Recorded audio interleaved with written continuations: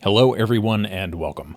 Apologies in advance. This is being recorded during the kind of early hours of Hurricane Helene's landfall, and while I'm not in the path of the storm, there is a lot of weather in the background. I'm doing my best to suppress it.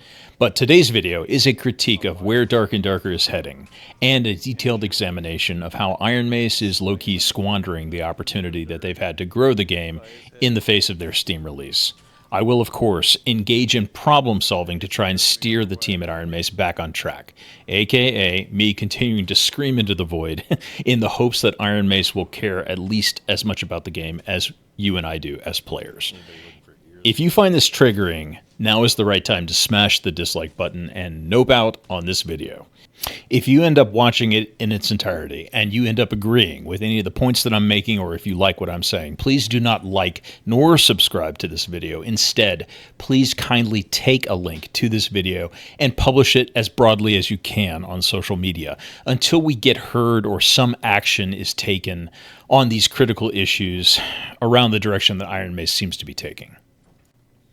So let's jump in and talk about the last 90 days.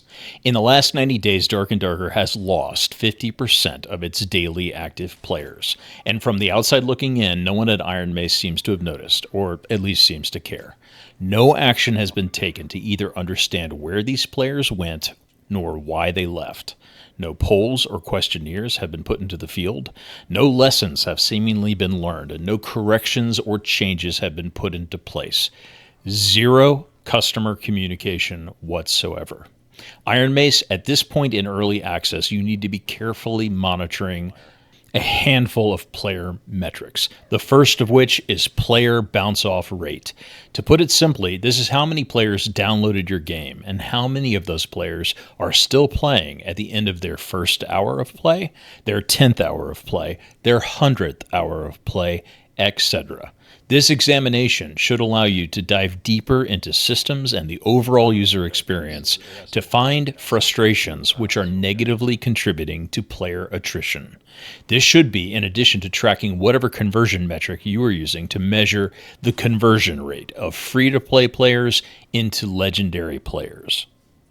A quick aside though, let's talk about skins, the cash shop, and marketing campaigns. I have no idea what you guys are thinking right now, but if you have a product with a greater than 50% bounce-off rate, that is absolutely the worst time to be promoting your product to a wider audience, knowing that half of them are going to give up, or asking loyal customers to give you more money for skins.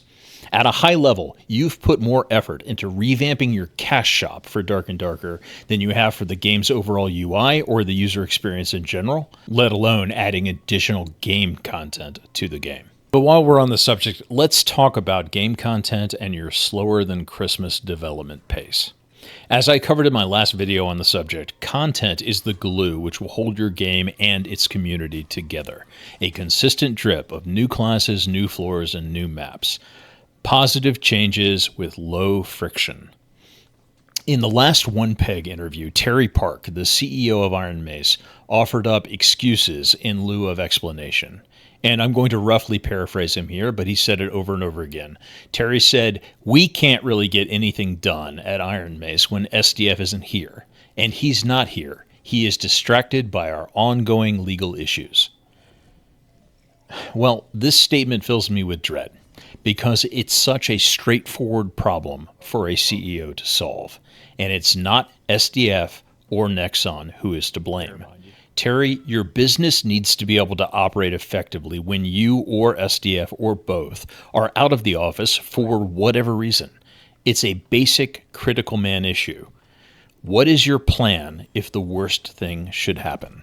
What if SDF gets run over by the kimchi truck on his way to work tomorrow? Does that hypothetical mean that all development on Dark and Darker is over? Of course not.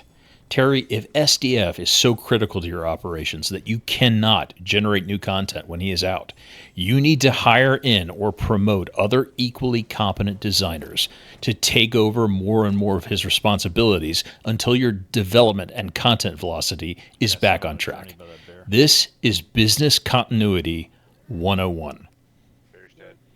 So we need to talk about ceasing development on secondary or supplementary systems until the core product is in good shape or until it is complete. So At the time of this recording, we have now seen a glimpse at arenas. We have seen, I guess, the full implementation of the religion system. And I will tell you personally, I've found both to be silly, vastly underwhelming, and a colossal waste of development time. They are distractions from the higher priority, more critical work your teams should be focusing on. Anything that I'm about to list is more important than the waste of resources that these two things represent. Let's talk about game and server performance. We've seen more rubber banding in Dark and Darker in the last month than we saw all summer. What is going on with your servers, with the desync, and the rubber banding? I've got multiple people on multiple levels of hardware in multiple regions talking about the game becoming unplayable. Where's the new boss fight? Where's the Banshee fight in the ruins? Like you teased it before the rollout, it is now 3 weeks after it. We're getting a lot of changes in the changelog, none of them around this new content. New classes, new monsters, new maps, new dungeons. Adventure Point leaderboard and High Roller. Why do these systems continue to persist in their terrible negative value state? Why have you chosen to delay the AP system? What are your ideas? What are you changing this time around? And how many weeks are we going to get to be able to operate on it? When will it start? When will it end? What are you testing? What are you measuring? Who knows? Let's talk about terrible monster AI. Do you plan to do any more work on improving the AI, the mobs, the monsters in Dark and Darker to make them feel more interesting to fight and more dynamic to encounter? We don't know. The new player experience. I was shocked that this did not come up in your interview with OnePeg. But what are your plans for building a more stable on-ramp for new players in Dark and Darker? I hate to be the first one to break it to you, but it's terrible and likely the leading cause of new player bounce-off rate overall, and a gigantic drag on your free-to-play to permanent player conversion rates. I get asked this question in my comments section of my videos all the time, but what is your plan to improve the overall UI and user experience for Dark and Darker? Maybe hire some outside consultants with very specialized knowledge about how to guide you from the aped 2016 antiquated Tarkov experience into something that's actually fun, intuitive, and easy to use. This should be able to be done independent of any available dev resources and done quickly at that. Please think about improvements to the UI UX. Not last, but certainly not least, cheating and RMT seem to be notably on the rise. And I don't know if it's because the AP launch of the leaderboards this season has been delayed, but we've got more people than ever trying cheats out in normal games. It's noticeable. It's on the rise. So where are we with solving the cheating problem? How do you feel like you're doing? How many cheaters are you catching? What's up with the really high false positive rate of all these users claiming that they're getting banned or warnings while doing nothing wrong? What are you guys currently doing about it, and how can we help? Same thing with RMT.